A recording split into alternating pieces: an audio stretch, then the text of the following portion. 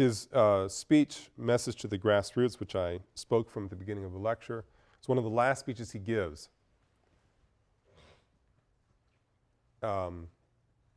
before he breaks from the nation.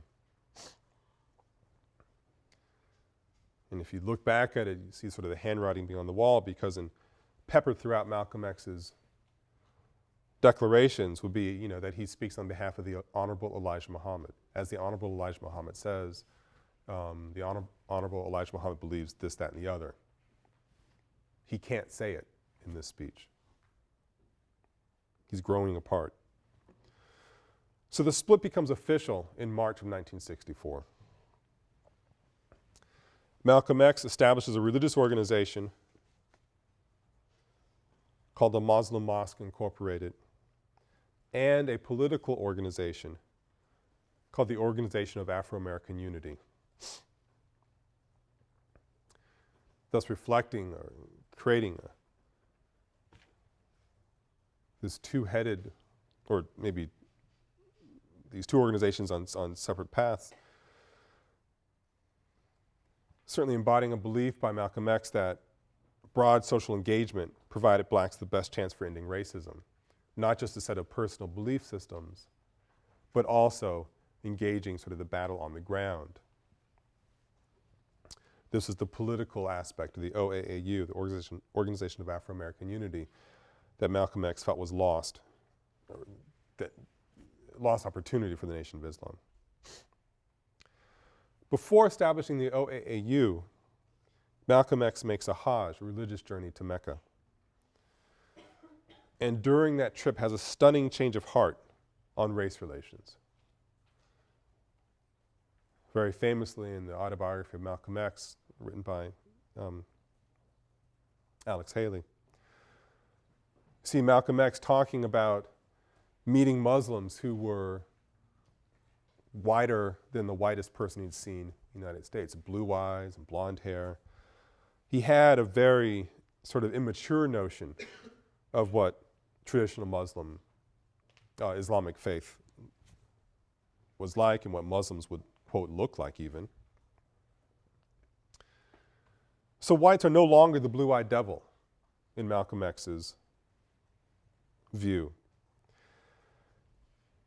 His outlook, his political, religious, and ethical outlook, which certainly is revolutionary while he's with the Nation of Islam, becomes increasingly anti-capitalist. And this is something we're going to see not just in Malcolm X's belief system, but in other leaders' belief systems as we head into the mid and to late 1960s. Anti-capitalist thinking and rhetoric becomes much more important, and is certainly a string that ties a lot of these individuals together, although that linkage is often not talked about. He rejects his prior views on race. He rejects the idea of black separatism. He rejects his anti-Semitism. He rejects his opposition to intermarriage. All of these are views that he espoused while in the Nation of Islam. He comes to recognize that women actually did have an important role to play in the political struggle.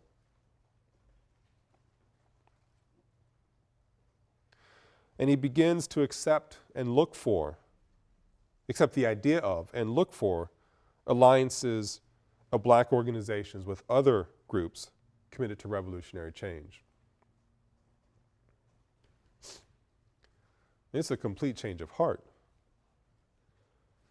His prior views on race separatism, his notion of the role Jews have played in the world system, his anti-Semitic views, his opposition to intermarriage, all of those are gone. Women might have a role in the struggle. Whites are no longer blue-eyed devils. There could be other organizations blacks could relate to, attach themselves to, as long as they're working towards revolutionary change. In the end, Malcolm X acknowledged that his political views are rapidly evolving, embodied in the fact that he no longer goes by Malcolm X. El-Hajj Malik el-Shabazz is the name he adopts during this last conversion.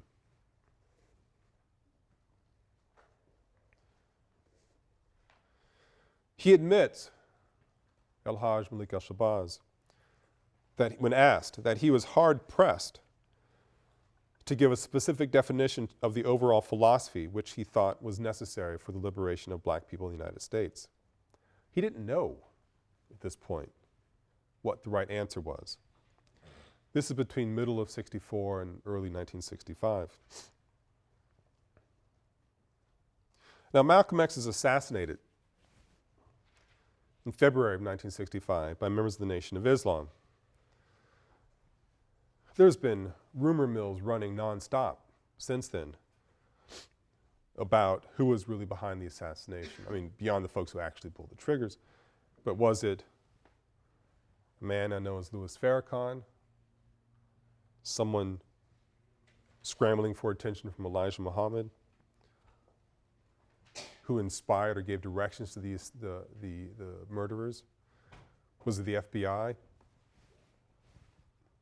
infiltrating the NOI, finding a way to assassinate Malcolm X, El-Hajj Malik al-Shabazz, although he's no longer part of the Nation of Islam? The debate's been going on really, through the very recent past. During bizarre sets of events, that leads to some sort of reconciliation, I suppose, with Louis Farrakhan and Malcolm X's, one of his daughters or must be daughters, I suppose. And Louis Farrakhan saying that, he apologizes if someone had misinterpreted his views or ideas in such a way that they thought it might be okay to assassinate Malcolm X. One of these squirrely kind of apologies. Fact of the matter remains that Malcolm X, El-Hajj Malik al-Shabazz, is murdered February 1965. What does he leave behind? He leaves behind no great leadership legacy, but in terms of, what organization was left, what did he do? He'd broken from the organization that had defined most of his life, his adult life. The OAAU and the Muslim Mosque Incorporated at the moment of his assassination were really inchoate. His views were shifting. He couldn't answer the question, what is going to be the most successful means to liberating black Americans? He didn't know the answer. But it's even though he leaves no clear leadership legacy behind, can he be judged by normal standards of his leadership, by normal standards of leadership? His martyrdom, as it turns out, gave him his legitimacy. Critics have said that his emotionalism, his powerful rhetoric, that he relied on it to win his cases. And it's also an emotionalism that 4 years down the line, 3 and 4 years down the line, lent themselves perfectly well to the orthodoxies of the late 1960s.